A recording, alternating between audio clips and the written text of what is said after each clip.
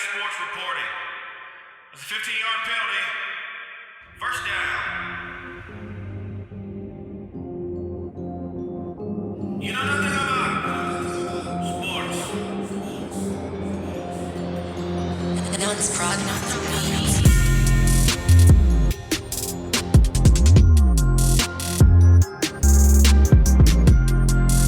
You know nothing about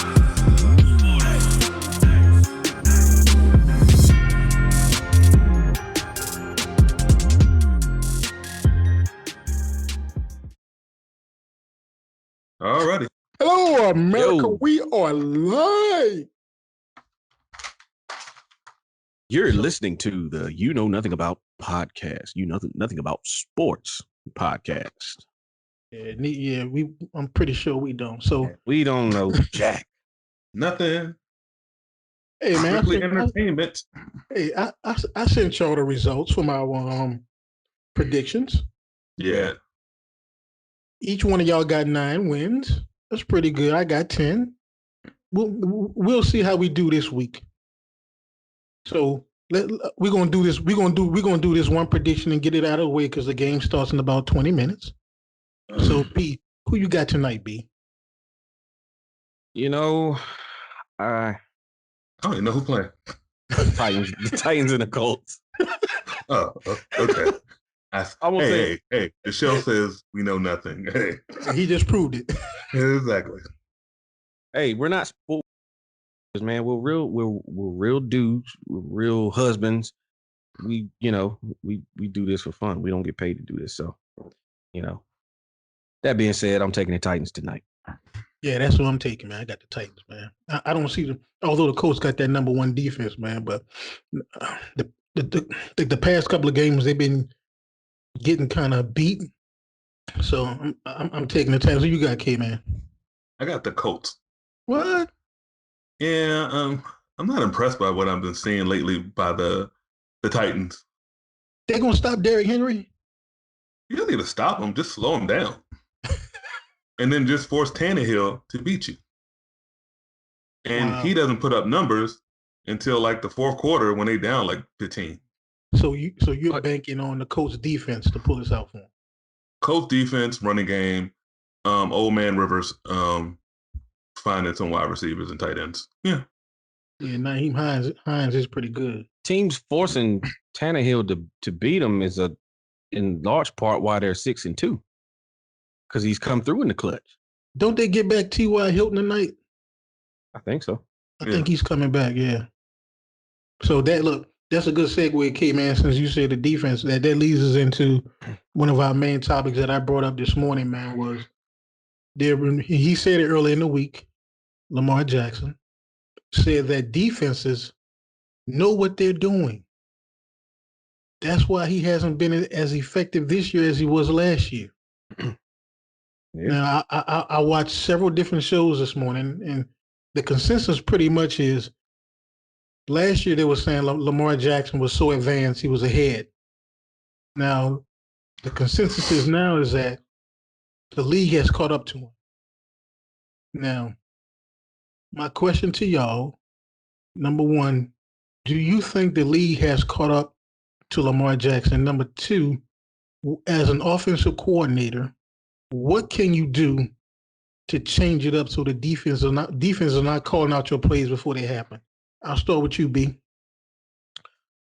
To answer the latter question, I don't think there's much you can do because you're working with a particular skill set. We talked about this I think 2 weeks ago about the Ravens or about Lamar Jackson in particular, how he hasn't looked the same. He's gotta put the time in and get better at throwing the ball. When he says things like, defenses are calling out our plays at the line of scrimmage, you as the quarterback, that's your responsibility to check out of those plays and check into something else. Well, the problem is they've tailored that offense to his unique skill set of being able to run really well. He can. He has the ability to throw when he needs to. He's just not great at it right now. And so they don't have very many, like their number one offensive plays are for tight ends. They're for tight ends. I mean, I wasn't trying to laugh, man, but go ahead. yeah, like they because they don't have a number one receiver. They barely have a number two receiver. So the plays that, you know, they're big play, you know, if they're not going down the field to Hollywood Brown, they're trying to get their tight ends open. And that's attributed to the constraints, so to speak, that they have on the offense because of that limited skill set that he's working with right now. Now, what was your first question? Do you think the league has caught up to Lamar Jackson already?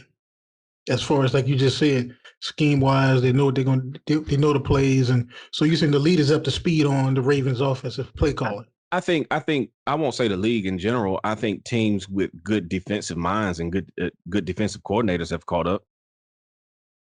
I wouldn't say the league in general, because I mean you got some idiots, you know, running the defensive side of teams, but I would say teams, you know, like the Colts, but you know the Colts wasn't they had some mistakes in the game that ultimately lost them the game, but you know defensively they weren't that bad against the Ravens.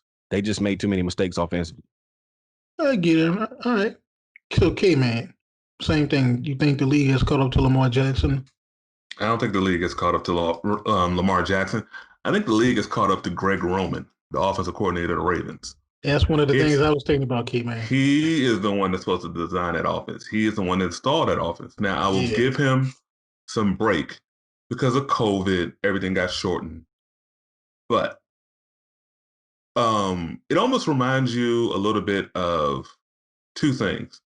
The offense, 49ers offense going into the first full year with Kaepernick. Kaepernick. No, Kaepernick. He was OC. And the second year of the now former Redskins offense, now Washington football team under RG3. Remember how dynamic those offenses were when RG3 started the whole season, and when Colin came in relief when Alex Smith got hurt. They caught everyone off guard. But then going to the next season, it got stale. Now we've already been proven the RG3 problem was him. That's because we see how creative Kyle Shanahan is. Right. But Greg Roman, I pretty much blame him. And this is what Lamar is saying. He's saying that their offense is still the same, and they caught up, and they have caught up. You need more diversity in it.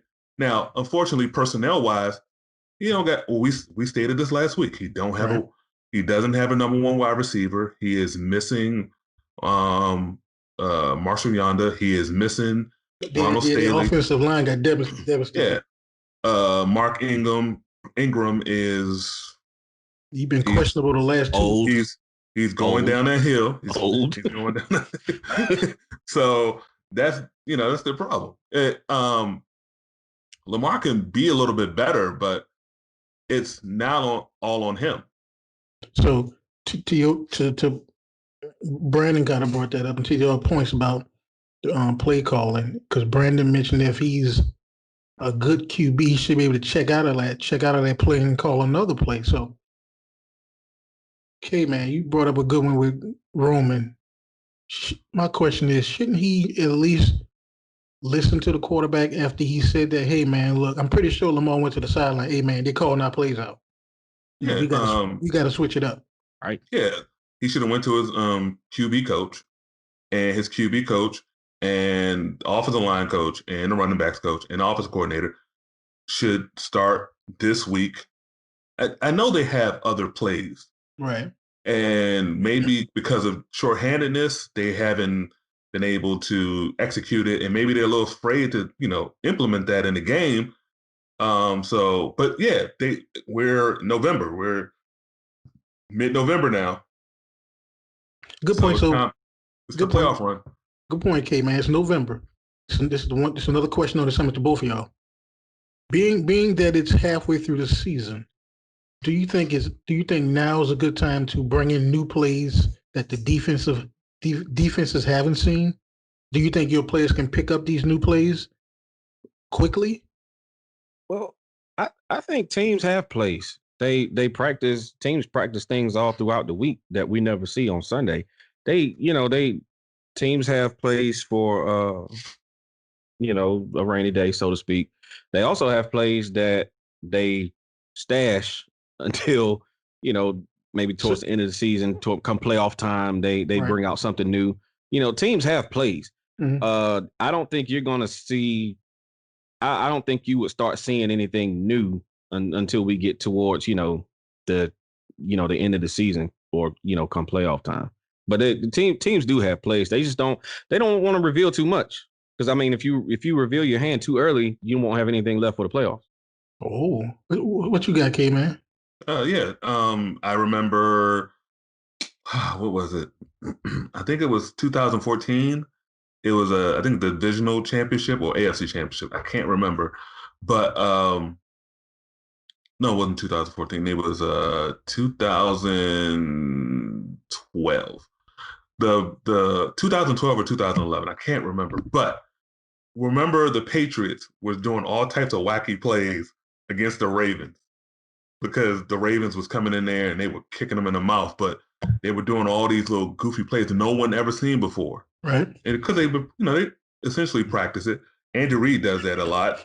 They'll, like, towards the last two games of the season, they'll do some plays just for extra things to put on the defense to look out for, and just it's a chess match. Yeah. Because I thought about that, because you brought up a good point when you were saying that they save plays for, like, towards the end of the season, like K-Man just said, to give teams defense to think about. Yeah. So perfect example, Philly special.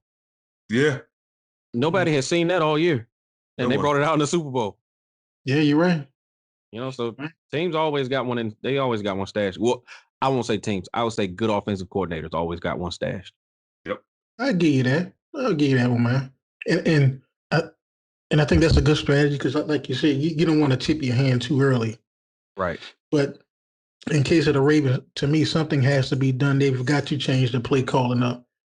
Because I've heard that throughout all the years I've been watching football, man. I've heard where quarterbacks come up to the line and say, "Hey, they already know the play." It's on both parties. Yeah. It's on both parties. It goes both ways. You're right. Greg Roman has to be a better offensive coordinator. He has to be a better play caller. Lamar Jackson's got to be a better quarterback. Dedicate yourself in the offseason to becoming a better quarterback, not a running a better quarterback, a better NFL quarterback. Make teams respect your arm. Put in that work. Also, you know what? Even if they know the play, it doesn't matter unless if you execute it well. It doesn't matter. You got to execute it, right? I remember I was watching the Americans game. I think it was like the Redskins' first championship, and they were icing the game versus the Cowboys, and they kept running like 52 gut or something like that. Mm-hmm. And they was like, all right, we're gonna run something else. And the offensive line was like, nope, 52 gut. They kept running it. At one point in time, I think it was not Joe Jacoby, but Russ Grimm said to Randy White, "Randy is coming at you." Told Randy White where it was coming. He couldn't do nothing about it. If you execute, it doesn't matter if they know your plays. Yeah, that's a good point, man. That's a real good point. Just like in 2014 with the Cowboys, when we had Romo, Dez, DeMarco Murray. That's when our offensive line was in all in their prime. They were all, we had like 4 all pros on the offensive line. We ran zone all day, every day with DeMarco Murray, and teams couldn't stop it. Yeah. They could not stop it. They're going to run zone. I know, but we can't stop it, coach. Yeah, that's a good point, Kim. If you execute the offensive play right, the defense shouldn't be able to stop it. Because go ahead. I was going to say the offensive players know where they're going. The defensive players don't know where you're going. And remember the Titans? I know it's fictional, but to a certain extent. Coach Herman, it's a true story, but it's still fictional. Coach Herman Boone said, "I only run 6 plays." And the defensive coordinator goes, 6 plays? 6 plays. Yeah. He only ran 6 plays. Like, but they work. Like Yeah. Novocaine. Give it time. It always works. Yeah. Oh, snap. All right, man. Look, I think it was you, K, man, brought up this subject, man. So I'll start with you on this one, man. The firing of Amy Pelchich. I think that's how you say her name. Yeah. Yeah. And the rumor was because Vice President-elect Kamala Harris is the first woman to be there at that high of an office in American history. Yeah. And there were some tweets I think she put out saying that, any little girl can dream and you can be anything you want to be. Mm-hmm. Then she was abruptly released. Yeah, man. When I read that article, I was like, wow. Because of what was the owner's name, man? Bob McNair. Bob McNair, because he was a big supporter of President number 45, and came into the locker room saying, I know a lot of you guys are happy, but that's not the outcome we wanted. That was in 08. He was talking about yeah. When Obama got elected. Yeah. Yeah. The next day, like that Wednesday. So backstory, and this is all allegedly, because I'm not but Amy Hal Kick, whatever. Sorry. She is respected throughout the NFL as a really good PR person. And she was fired. And, JJ Watt, who's essentially 1B as the face of the franchise for the Houston Texans, was upset. Kenny Stills was upset. And they said that she got fired because she didn't match, she wasn't a cultural fit. What does that even mean? I don't know. So back in 2017, Dwayne Brown told a story about how the day, as we were talking about, the day after President Obama was elected, the Bob McNair, then owner of the Houston Texans, who is now dead, came into the locker room and said, I know a lot of you are happy about what happened, but a lot of us are not happy.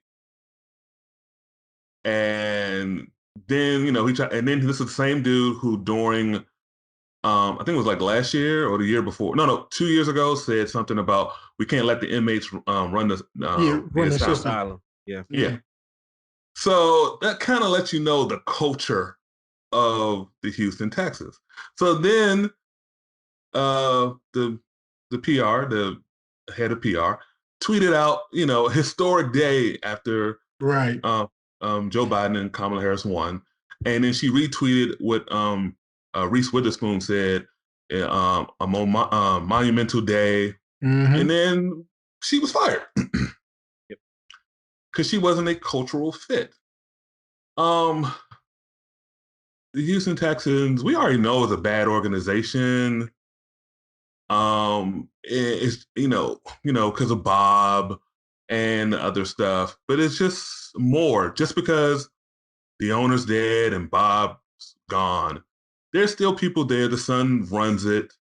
It's a bad organization. You fire someone allegedly because of a tweet, because someone won an election. Okay, man. Let's get to the point. The real. This is only opinion, my opinion. The reason she got fired was because she tweeted something positive for a Democratic person, and we know that the upper culture of the organization is pro-Republican. That's why she got fired. She tweeted something positive. It didn't align with the culture. Like I said, that's why. They had to silence her to get her out. Didn't matter how well she did her job. Didn't matter how well respected she is. It didn't fit the culture. And that's the politically correct answer. She didn't fit the culture. Yeah. So they have to get creative now, so they won't get a lawsuit. She already found a lawyer. Yeah, that's what I was getting ready to say. Yeah, that's she. This is getting ready to go to court quick, fast, and in a hurry.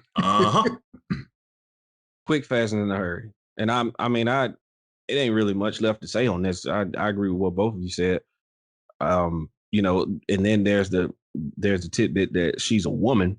First of all, she's a woman in a predominantly male organization. And so, yeah, they, like y'all said, they have their beliefs, they have their political beliefs, and in this day and age where politics have become so toxic, it's on the right side of things, it's almost to a point where you can start using the C word.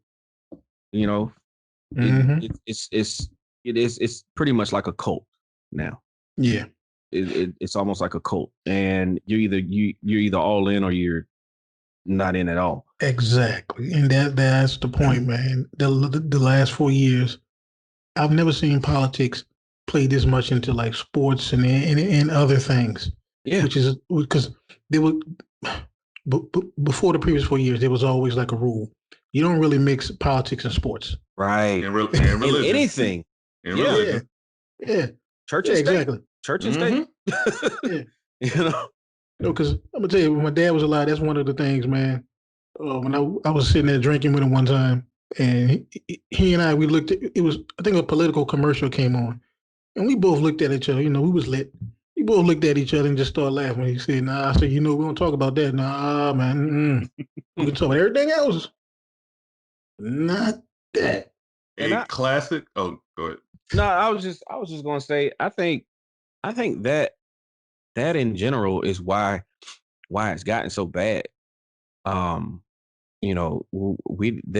are certain unwritten rules, things that you just don't talk about. Right. Well, one of the problems, the reason why we're having this problem is because we don't talk about things. Just as a people, as a culture. As a culture, we don't talk about enough borderline issues, so to speak. True. We always cover stuff up. We don't want to offend anybody. So, I think that's part of the reason why we're here, is because we haven't talked about things. Right. I mean, this goes far and beyond politics. This is a cultural thing. It's a household thing. Yes. You and to me, and to your point, B, you have to have those difficult conversations with people. Yeah. To get their opinion, see their side, and it's like I always tell Sean, I say, don't be afraid to talk to people. I say, do it in a nice tone, in a respectful way. Mm-hmm. And I say, if you disagree with them, say, hey, look, I understand your point of view. I disagree with it, and that's fine. This is how I feel. Everything's cool. Right. But some people in the past 4 years, just like you said, B, either you with the left, or you with the right. You can't be in the middle. Right. You can't. And if you I found myself almost getting sucked into these things. With all the divisive language and all the divisive actions. Right. If you're not careful, especially if you're heavy in the social media, if you're big on social media, if you're not careful, you'll find yourself being one of those people that you despise. Get to these phrases in this head. Getting sucked into that hole. Yeah. I had to make a conscious decision, man. I had to make a conscious decision. Look, these are people that you are not going to change. Exactly. You're not going to change them. You're not going to change their mind.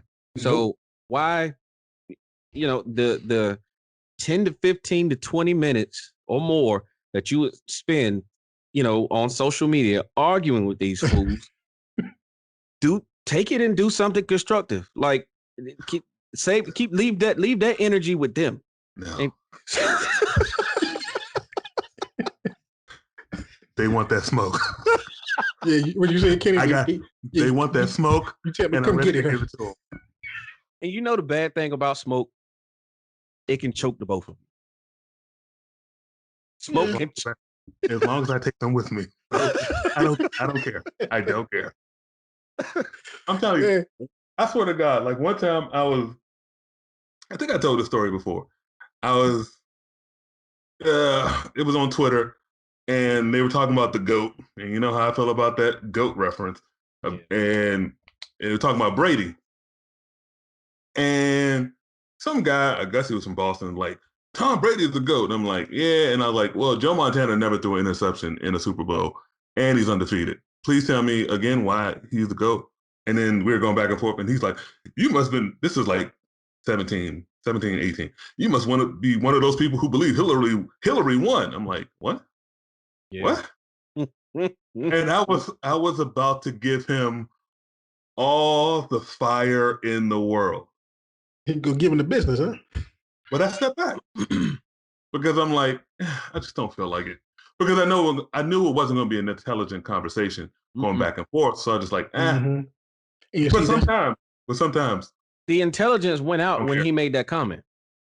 Yeah, because we're talking about quarterbacks and playoff records and touchdown to interception ratio in the big game.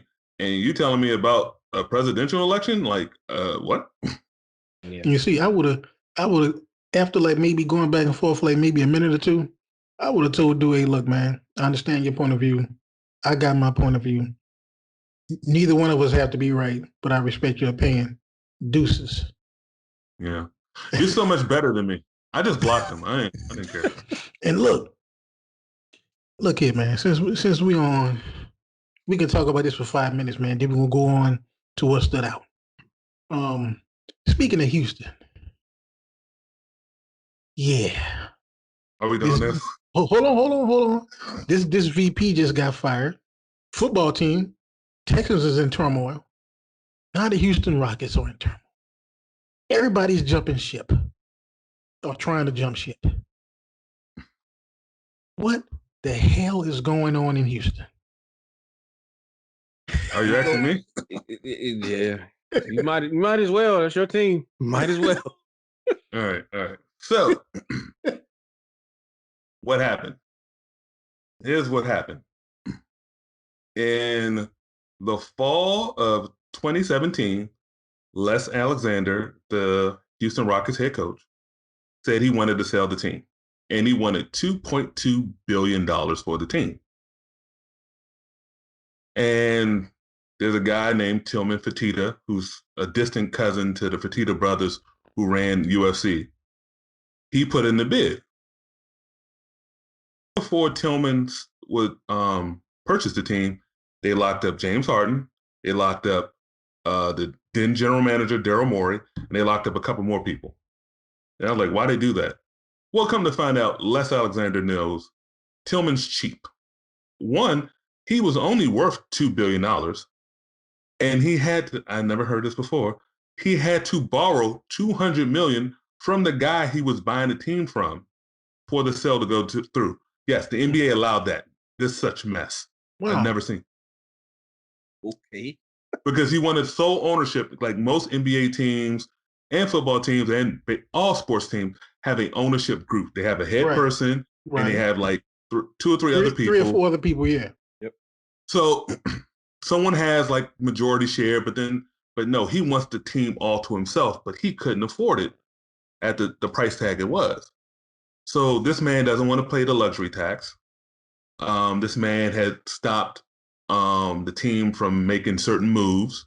And then so later on this year, after the bubble, and he didn't want to pay D'Antoni, which I have no problem with that. Hallelujah. You see how no one hired him, and now he's a coach. I mean, he's a associate coach, not a head coach. But then Daryl Morey left. He said, "Oh, I'm going to leave and spend a year with my kids." That lasted a week, and he signed with Philly. Yeah. Now comes out that Russell Westbrook wants to leave because he doesn't like the culture. is mainly because he wants to be the man, and everyone knows he ain't the man, and he's falling down. Mind you, the man on the team is a top 5, maybe top 3 player in the league. Been in the top 3 of MVP conversation in voting for the last 4 years. Westbrook only has an MVP because the media didn't like Kevin Durant going to Golden State, because that award should have been James Harden's too. So now he wants to leave, and now all types of stuff about how Trevor Ariza wants an apology because he didn't get his money, and people roll. They're not happy with their PJ Tucker wants $10 million at 36 years old, and Eric Gordon with his bad knees is mad about his situation, and Daniel House, who got kicked out of the bubble for bringing a woman up to his room, is mad about his role. So yeah, it's PJ Tucker. Now I get, he's from Raleigh. He's from right up the road from me. He worked hard to get where he's at. Mm-hmm. Very hard. But dude, all you do is stand in the corner and shoot threes. Why do you want $10 million? Who better yet? No. Who's going to be stupid enough to give you $10 million? He's trying to be like Robert Horry, man. Come on. Nah, he's supposedly the sneaker king of the NBA, and I guess he wants more money to buy him more sneakers. I don't know. It's okay, man. Look, then we can move on, man. I don't know where I saw it today, but it's probably ESPN. It could have been ESPN. You and those letter networks. You need to let that go. You really need to let that go. He's addicted. He can't help himself. But look, man, look. To your point, when I saw they did a poll, they were saying, what should they do with the Houston Rockets, right? One of the options was trade Westbrook, trade James Harden.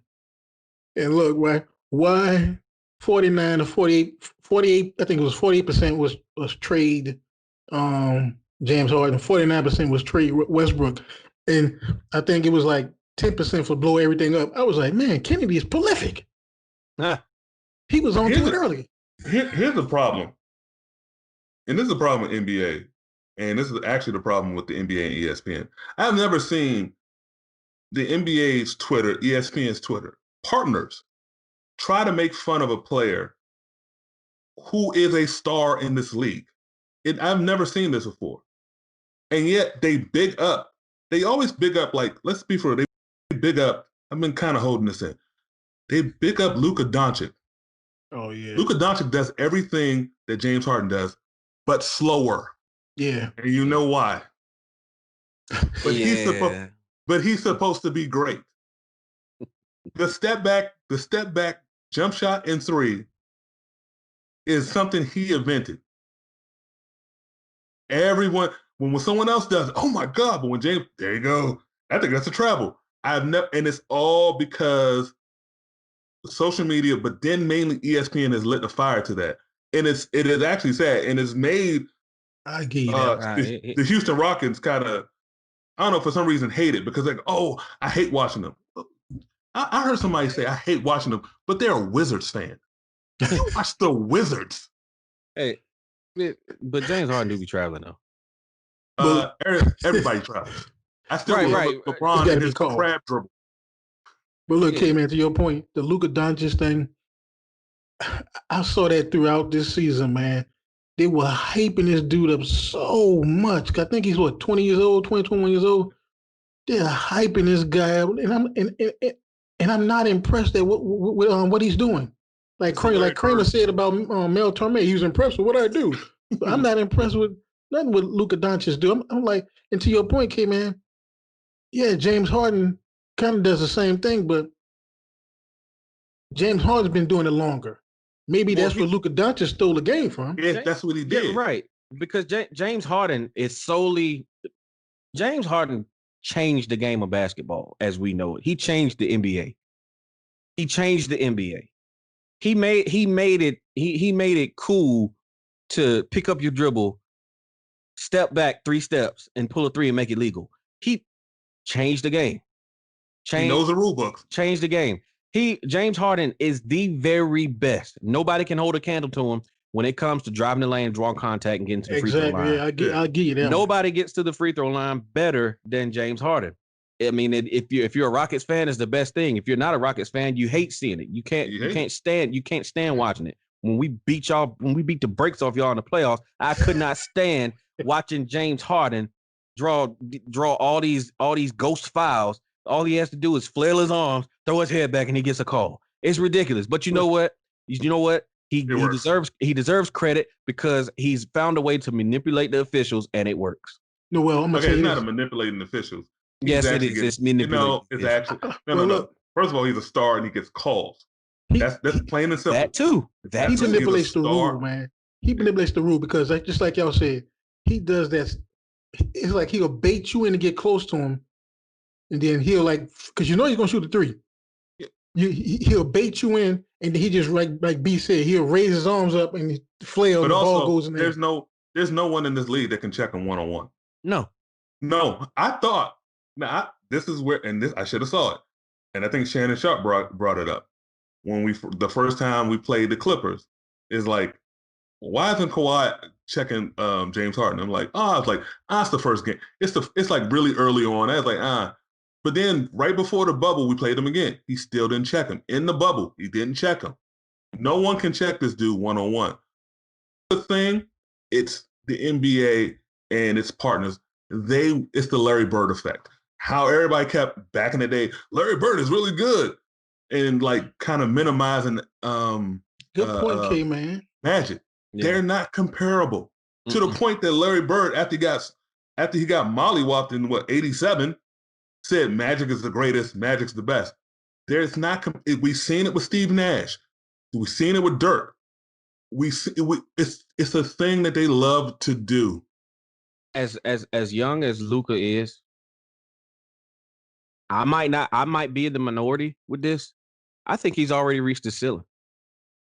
Oh, I don't know about that. I think he's already, because he pretty much stole James Harden's game. Yeah. How much more can you do with that? I mean, getting triple doubles out the wazoo, you put 35 up whenever you want to because of that style that you've adopted. And B, to your point, man, and now that I think about the times when I watched Dallas, it's the same game. It's the same game.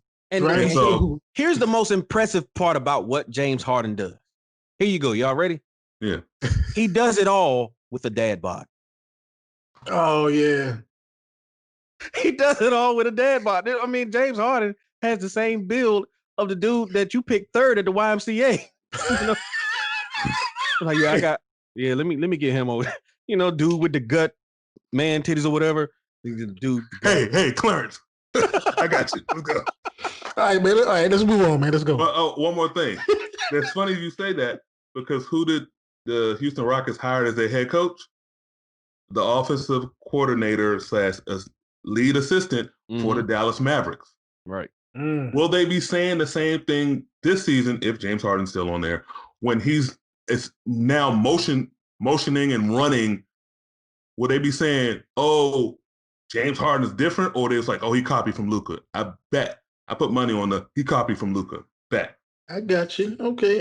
I just had to put that subject out there, y'all, because y'all had me dying this morning, man. I mean, I was texting that stuff, man. All right, so. Oh, also, Russell Westbrook is getting traded to the Lakers. No, he's not. No, he's not. Ain't he from LA? No, he's not. He is from LA. That's another subject I want to get on one day. LA born basketball players. Oh, that's and how some of them are weak. Shout out to Paul George. If Westbrook goes anywhere in LA, it'll be to the Clippers because they're forever chasing. Actually, supposedly he might be going to the Wizards. I mean, not the Wizards, but really, to the Hornets. Oh yeah, the Hornets. I heard Hornets that. Because Michael Jordan is not good at owning a team. Well, we want DeRozan anyway. Another LA dude. Good luck with that. Hey, for him to come and be the third scorer, bring him on. Yeah, because he can score. All right. Mid-range. So that's what we need. So look, man. What stood out to me last week, man? Last week was the way the Saints demolished Tom Brady.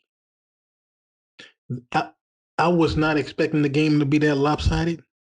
And it's the first time in Tom Brady's illustrious career that he's been swept by a division opponent.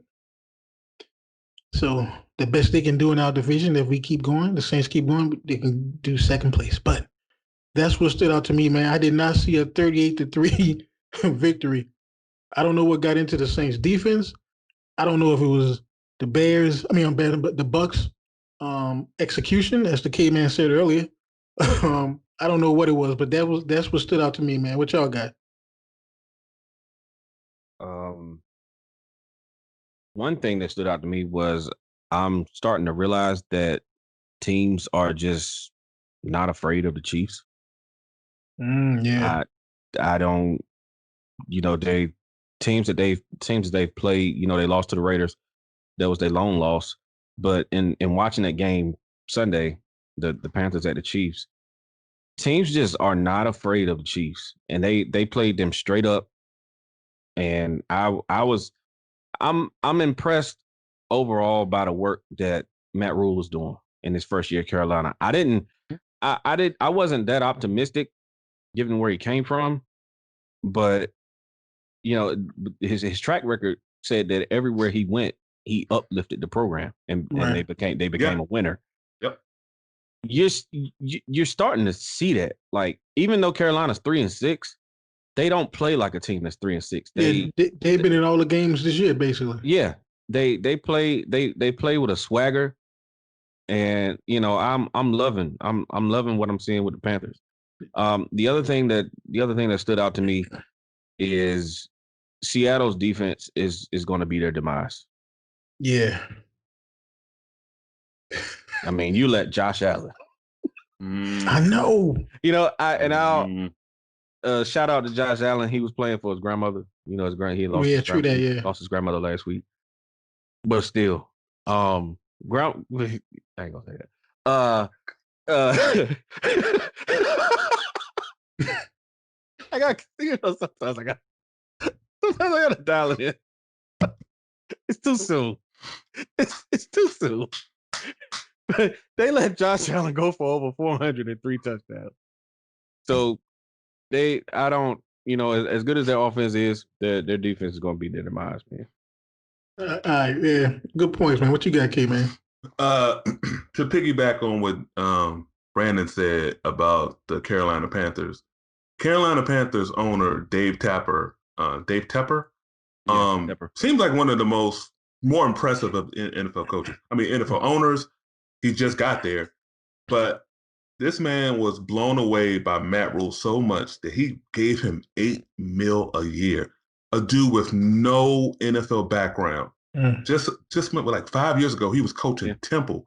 Yep. He gave him, so that man must have been very, very impressed by Matt Rule. As far as the Kansas City, I could tell you the Kansas City thing. What's the thing go? It's like once you're the hunter, now then you become the hunted. You're the hunted. Everybody want to take the best shot at the champ. Yep. So everybody sees, marking that calendar down. Oh, we got the champs. So it could be the result. It's like with Lamar Jackson. He was the MVP, and everybody's unanimous. On to him now. Yeah, everybody's on to him now, and I think that's what it is with the Chiefs. Everybody's kind of on to him, like you said. They're the hunted now, and you see in the Chiefs, you can tell in some of their games when they're like it's a close game or they're losing. Yeah, the sideline. If you look at them, everybody's like surprised and stunned. They're like, "Wow, I can't really believe this." Yeah, but, if you're Andy Reid, you gotta be worried about it. But what stood out to me is the Pittsburgh Steelers. Yeah, the Pittsburgh Steelers came in with a high-powered offense, playing probably historically one of the worst defenses in NFL history, and they barely squeaked out a win. Barely. That's because Ben was hurt. Didn't he hurt his knee? Yeah, that's not hurt. It's they're not as good as their record is. I mean, yes, they're undefeated, and I just something about them. I don't know. I mean, I could be saying this and they could be holding up the trophy in February. I don't know, but it's something about them that just it's the franchise first time being 8-0. yeah. It's so they don't. That's what stood out to me. They don't impress me that much. Gilbert Grape, as my friend Fee likes to call him. Look, man. Full name is What's Eating Gilbert Grape. Go watch a good movie, great book. Show some life for the Cowboys offense. That defense played well. Maybe they made some adjustments, or just maybe Pittsburgh is overrated. I don't know. Yeah, and Tua Tagovailoa slinging it. Yeah. As far as our defense goes, I think they built on the Philadelphia game because they got better that game. Even though, it was against Philadelphia, they did some better things that game. And I think it carried over into this game. I think what you're starting to see is guys finally settling into this new scheme to where, you were good. You speaking English last year. Now this new scheme, it's like learning Chinese. Mm-hmm. Look, man. I know what y'all gonna say. Then we can go into the picks. I'm gonna say this, man. America, this is my weird stat for the week. As you all know, Kyle Allen broke his ankle. Oh God. Ugly injury. Around the same yard line as Alex Smith had his gruesome injury. Now here's the other one. This is where it gets weird. Joe Theismann broke his leg around the same yard line for the same team. Yeah. I mean, I know. How weird is that, though? Yeah. What does that tell you? What does that tell you? 3 different quarterbacks, 80s and 2018, 2020, but the same franchise, the same yard line. And almost like the same injury. Almost. Yeah. They're cursed. Plain and simple. Plain and simple. That's a curse. That is a cursed franchise. Man, getting rid of the name will not get rid of the curse. They got to do other things. That's just and we know what that means. That's just weird, though, man. I don't know if it's a curse or it's just dumb luck. How does that happen? I guess it's football. Anything can happen. Did that happen to the Eagles? Did that happen to the Giants? Did that happen to the Broncos? The Chargers? No. I got you, K-Man. 3? No. Someone put juju on that franchise. Plain and simple. Man. And I've heard, this is what I heard that it's just a rumor. I don't know, but I've heard that some Native American tribes have put a curse on that franchise because of that racist name. They got rid of that name, but I don't know if that. Oh. Yeah, because when it happened, I text y'all, man. Because when I saw it happen live, when I saw his ankle, I heard him. I said, "Oh man." Yeah. Yeah. It wasn't pretty. I'm like, but you know the bad thing about it though. Like I was watching Red Zone, and then the Red Zone guy who I think Chris Hansen. Yeah. Mm-hmm. First of all, he sucks. He does. I mean, yeah, he really sucks. I mean, I wish I had DirecTV because I heard their Red Zone guy is better. But then he goes, "Hey, I'm about to show you a video. We're going to show it one time. And if you can't take gruesome injuries, turn away." Why are you showing this? Oh yeah. Why are you showing this? And the hit didn't even look that hard. Yeah, but like no football fan wants to see that. Even if you dislike the team, you don't want to see that. Because as soon as I saw it, man, I heard and turned away and grabbed my phone. I was like, "Oh no!" It's like the same. It's the same thing that happened with the Dak injury. Yeah, it happened with Al. I don't know this bloodlust that we have for these gruesome injuries. It's like, why do we keep showing it? I mean, in the NFL, because I remember with Paul George, and I remember with Hayward. What about the kid from Louisville? That landed out of there. Yeah, they didn't show it. They're like, no, Right. you just saw the reaction of their teammates. But the Mm-hmm. NFL and their partners want to show this gruesome stuff over and over again. It's like a car crash. Just want to see it over and over again. It's awful. Right. Yeah. That's bad, man. Yep. Hey, hold on. Hey, who picked the Colts, man? Was that you, B? No, you? that was Kennedy. Oh man. Yeah, I just watched the Titans go down the field and do their thing. But I mean, it's a long game. Yeah, it's longer. Yeah, it's just started. Yeah. Like Jerry said, that's a shame. All right. I'll start with you, B, man. Texans at the Browns, man. Who you got? Give me the Browns. Yeah, that's who I picked too, man. I'm just not. They got too much going on in Houston, man. Yeah, and they're a more talented team. Yeah. That's true. I think Baker Mayfield got cleared, right? He's off of COVID. Yeah. Yep, he'll be back. All right, K, man. Who you got? I got the Browns. Yeah. The Browns, I think, might really do something this year because the way they did, they play hard and, you know, you can say they're a better talented team, man. And the extra wild card game is looking mighty good right now. I know, right? All right, K, man. Football at the Lions. Oof. Wow, give me the football team. Yeah, that's what I picked too, man. Because I think if Alex Smith gets into the groove in that offense, they'll be pretty good. Because they almost won that game last week. You have a full week of Yeah, you have a full week of practicing with the number ones. Get that chemistry down with McLaurin. Yep. Who you got, B? Give me the Lions. There you go, being difficult again.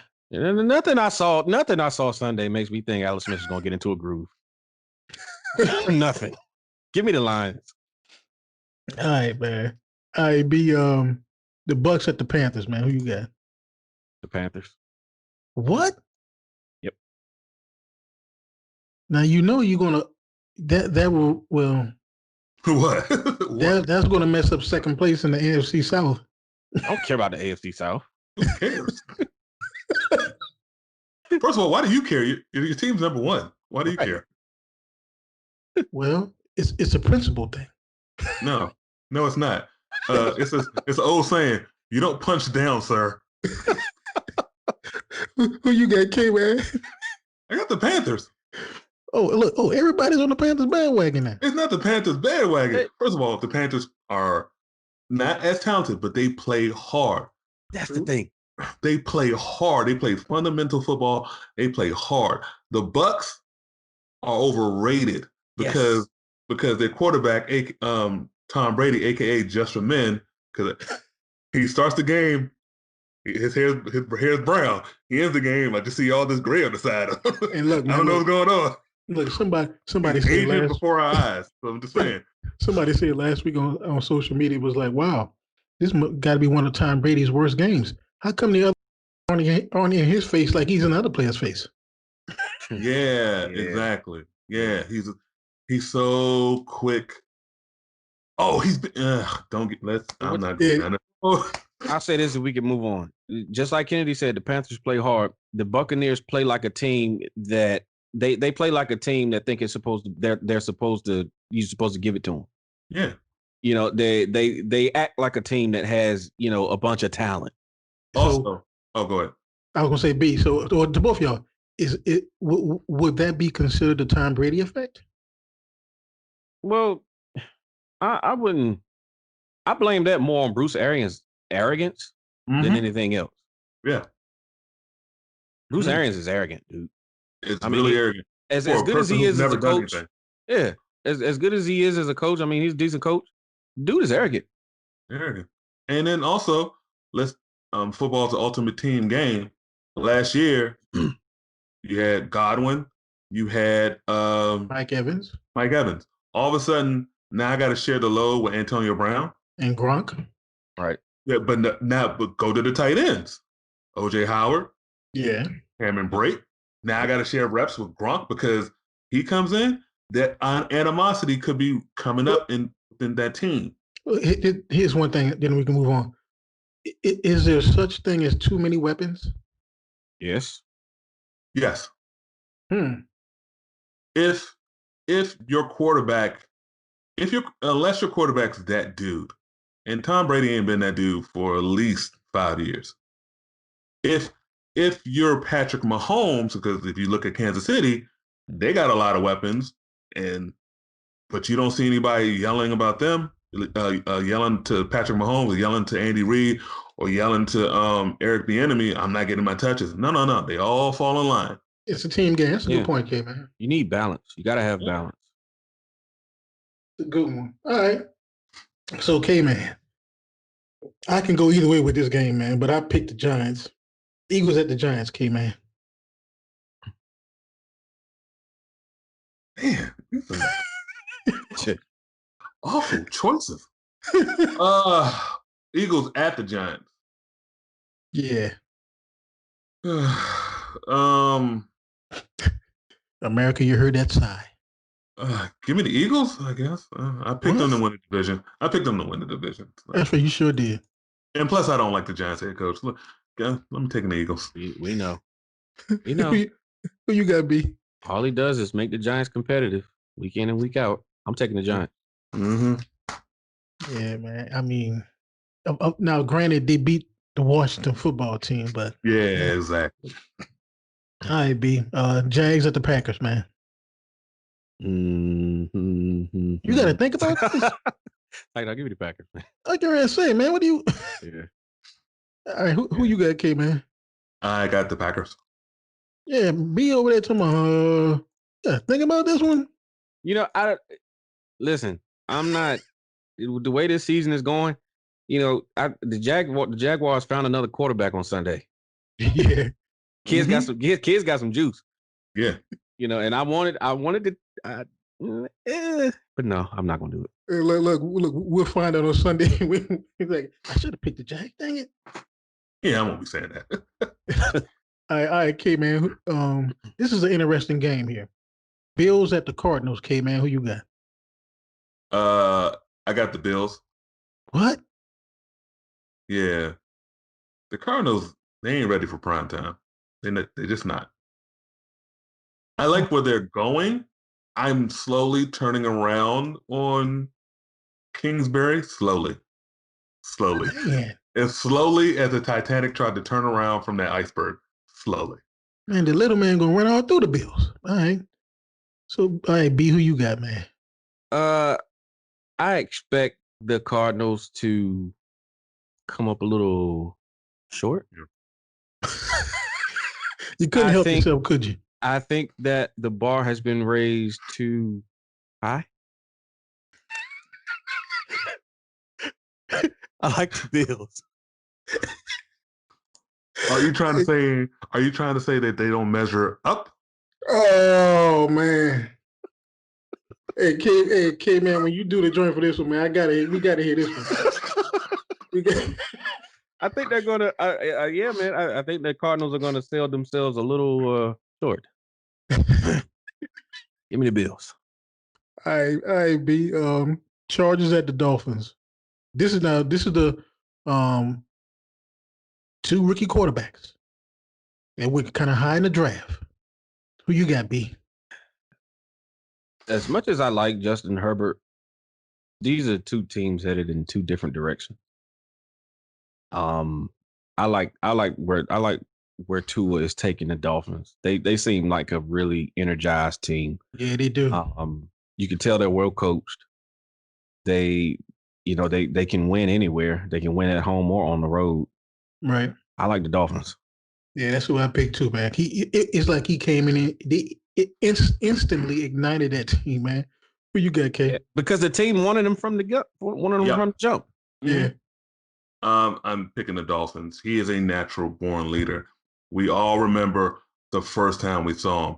He stepped in the championship game, dropping dimes, leading Alabama to victory. Since then, he's always been that guy. One of the things they used to always try to talk about him, is he a product of the system or is product of all the weapons he has? And some dudes are that guy. They just He's good. players look at him and go, that's as T.O. would say, that's my quarterback. And So look, and you're right, kid, man. He's a leader.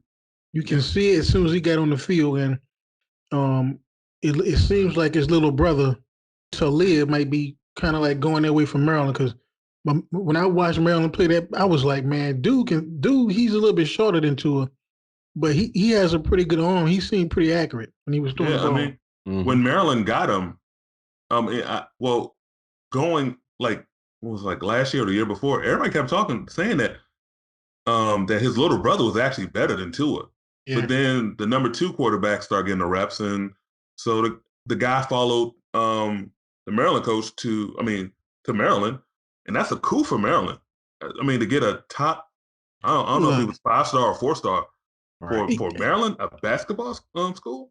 I want to say, because I heard somebody say one Friday night when I forgot who Maryland was playing, but I think they're saying like 3 or 4 years of high school in the state of Alabama, he passed for over 10,000 yards. Wow. And I was like, over 10,000. I said, how you do that? And so every year, almost every year, he was passing for 2,500 yards almost. Whew. But yeah, K-Man, I set it up again for you, man. What you gonna do, man? Broncos at the Raiders, K-Man. Who you got? Yeah, okay. So our right guard is on the COVID list. Oh, man. Our right defensive end is on the COVID list. Oh, well. We had all these injuries. We have not been playing well in the first 3 quarters, always waiting to the 4th quarter to actually put up points. So I am picking the Denver Broncos to win this game. I will never pick the Raiders. Never. That's like a sworn enemy, ain't it? You know it. You know. That's, hey, man, look, that's right. Stick with your team. That's right. I be who you got. You know what? The Broncos have moxie. They do. I'm slowly coming around to the Broncos, but I'm taking the Raiders. Yeah, because like I say, man, Drew Lock's a pretty decent quarterback, man. I watched him when he was in college. He seemed pretty decent, man, but just got to put the pieces around him. But he got the pieces around him, weapons wise. But offensive line, I mean, just like another ACL. The kid they drafted, the tight end, was his tight end in college, and he tore his ACL. I was like, sad. All right, B. This might be America's Game of the Week on Fox. I'm not sure it's going to be the Saints game, but Seahawks at the Rams. B. Yeah, I was like you, man. I was back and forth on this one too, B. I like the Seahawks. Give me the Seahawks. Yeah, that's who I picked, man. Like I say, I was back and forth because I seen the Rams with Jared Goff show glimpses of good play, but then again, I've seen them look like they're mediocre, and I'm like, okay, but I picked the Seahawks, and you guys said earlier, if the Seahawks lose, it'll be because of their defense. Mm-hmm. All right, K-Man, who you got? You're paying $118 million for a glimpse. That's not a good thing. Give me the Seattle Seahawks. Yeah, man, but because the game's in LA, right? Yeah, it's in LA. Yeah, it doesn't matter. It's on the west. It's on the West Coast. The Seahawks will be fine. Yeah, they don't have 4 to go. Yeah, this game was interesting too, man. K-Man, Bengals at the Steelers.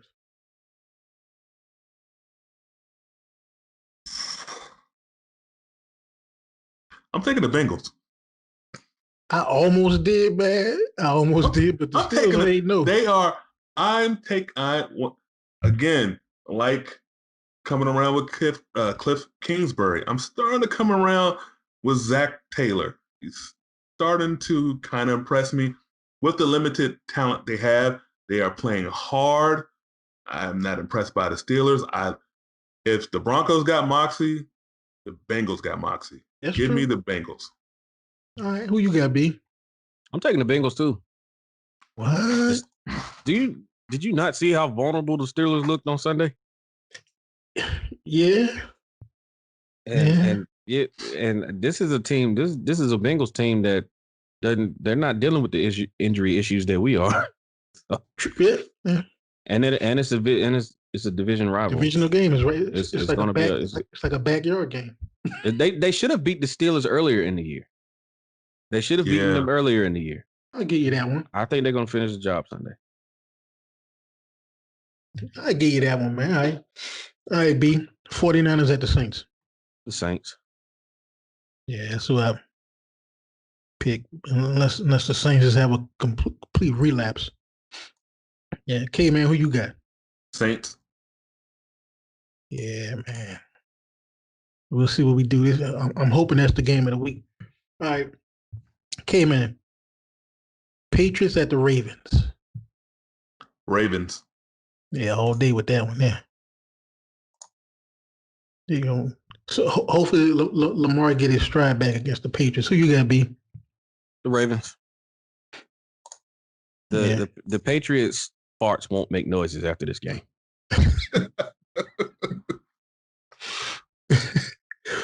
Man, when I watched that Patriots game, man, Cam just looked out of sync, man. He had like a couple of good plays. That was about it, man. All right. You can't throw. Doesn't he have like shoulder issues or something like that in the past? Yeah. Because go ahead. Because his throwing motion is not good, and it's just catching up to him. And his feet are horrible. Yeah, you're right. Yeah, he never throw. They pointed it out during the game on third. What was it? Monday. They pointed it out during the game. He hardly ever throws from a set base. And he's always been like that, even since college, man. Now that I think about it. Right. Wow. This is year 10? No, I think it is. That. Yeah, he ain't changing that. All right, but this is another rivalry game, man. B, who you got, Vikings or Bears? The Vikings. Yeah, that's who I picked, man. I'm just, like I said, I'm not impressed with the Bears, man. Aren't the Bears like 5-3 or something like that? I think they're 5-3. 5-4. Oh, okay. Wow. All right, K man, who you got? I got the Vikings. Yeah. They're just going to be doing what they've been doing the last 2 weeks. Giving it to Dalvin Cook any assortment of ways. And look, and if Kirk Cousins gets some time, because they got the wide receiver Justin Jefferson to replace what's his name? What's the dude from Maryland, man? Diggs. Oh, Diggs. Yeah. Yeah. When they beat the Packers, I was like, okay, they got potential when they beat the Packers. But we'll see how this game go against the Bears, man. Unless the Bears defense can step up. They're blocking for Dalvin Cook. Yeah. Yeah, they are. they're blocking big time for this man. He actually has slowly creeped up into the MVP conversation. Yep. After that game with the Vikings, with Green Bay, and then last week, man, he's got more touchdowns than some quarterbacks. Man, and when I watched him in the Packers game, I was like, man, what in the heck got into Dalvin Cook? I said, did he promise the offensive line Rolexes? Hey, look, man, I'm gonna get y'all some Rolexes. Y'all block for me. Well, he did get paid in this offseason, so he got the money. Yeah. All right, man. ATVs, something like that. Yeah, because that's what they used to do back in the day when those running backs would win like the Russian title or something. He'd get the whole offensive line $10,000 Rolexes or something like that. Yeah. All right, man. Let's go with the parting shots, man. What y'all got? I'm gonna keep it close to home on this one. Jerry Jones. Well, this is not even. Well, it kind of is to Jerry Jones. Mike McCarthy, the decision makers in the organization. It's time to give Tony Pollard more touches because he's proving that he is a better running back than Ezekiel Elliott. We made a serious mistake giving Zeke that extension. We were optimistic that he would be the exception, not the rule, as it comes to running backs. Right. He is not. He looks, he looks slow. He looks slow. He looks way less agile. He looks disinterested. Mm-hmm. Yeah, he does. and you could tell when Tony Pollard comes into the game, Tony Pollard got the juice, man. He got the juice. And, it's unfortunate because, of that contract, Zeke's not going anywhere anytime soon. No time soon. But, it's time to get Tony Pollard more touches. And one more thing I'll hit on, and then Candy, you can go. Jerry Jones is not loyal. I don't care what he says about Dak Prescott. If we end up with the number 1 overall pick, we will be taking one Trevor Lawrence. Believe it. That's a good point, man. I thought about that as soon as Dak got hurt. Yep. What you got, K-Man? To follow what Brandon said, Zeke is more worried about getting more nose rings and what's up with that? And filling out his spare tire. My parting shot is I got 2 parting shots. First parting shot, thank you, America. You know why I don't need to go any further. Yes. Clap it up. Clap it up. Number 1, once again. All right. Second parting shot. I usually don't do stuff like this, but to my co-host and people like him, happy Veterans Day. We're recording on a Thursday. Appreciate Yesterday was Veterans Day. I want to send a shout out to my cousins, my friends, my friends' kids, all those service men and women who are out there protecting us, retired, active duty. Thank you for your service. That's it. 100, man. Yeah, that was going to be one of my parting shots. Salute to all the veterans. My other parting shot is to Greg Roman. You have an awesome athlete in Lamar Jackson. Can you please put him in better positions to achieve greatness? Change up the game plan, please. That's fair. Change it up.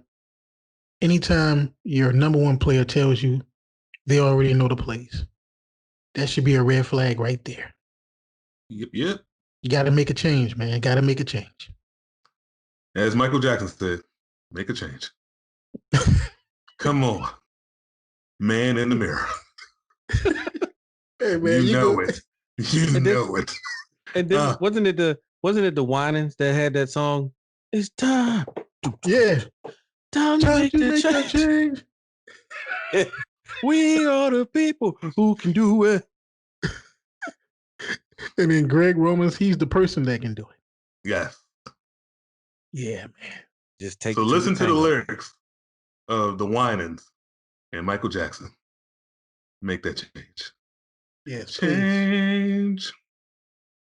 Please, because something has to be done, man. Something's got to be done. All right, America. We'll be back next Thursday.